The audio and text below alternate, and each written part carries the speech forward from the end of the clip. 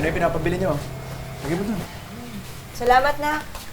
Ay, Poy, ayusin mo na yung bawang, ha, at sibuyas. Saka yung ibang sahog para doon sa lulutuin ko bukas. Sige po, Nay. Nay, huwag na po kayo magluto. Baka mapagod kayo niyan. Oo nga naman, bilhin. Oo nga po pala, Nay. Kamusta po pala check-up niyo, Nay? Ano pong sabi ng doktor? Ay, okay naman, nak. Kaya lang may gamot na nirekomenda yung bagong doktor eh.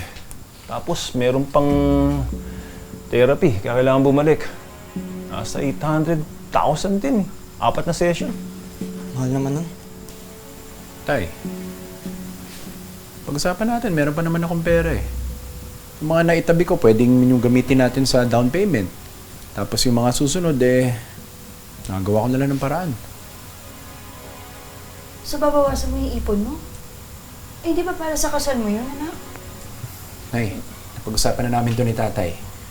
Ha? Nasa magpagaling lang kayo. Yun lang importante. Bili lang ako mantika. Nakalimutan ni Popoy.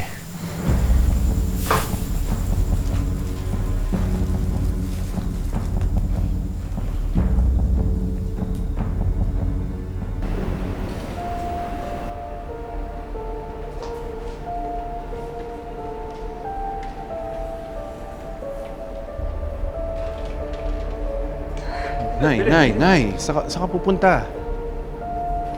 Uuwi na. Eh, ang daya niyo naman eh. Sabi niyo, bibisita lang tayo kay Nanay Isin. Tapos yung pala, dito niyo ako dadalhin. Nag-usap na kami ng mga anak mo. Nakapag-desisyon na ka na dapat. Simulan mo na yung treatment mo kay Doc Chamson. Tsaka, naka-schedule na tayo sa clinic niya eh. Tara na. Ayoko nga eh. Bakit na marunong pa kayo kaysa sa akin? Nay, di ba nag-usap na tayo? Kung pera lang yung problema, di ba? Ako na nga po yung sasagot. Wala na ba talaga akong karapatan na magdesisyon para sa sarili ko, ha, anak? Kapag ako, hindi niyo hinayaang umalis dito. Skandalo ko. Belen naman. Belen. Nay, bakit? Nay, bakit po? Belen? Nay! Nay!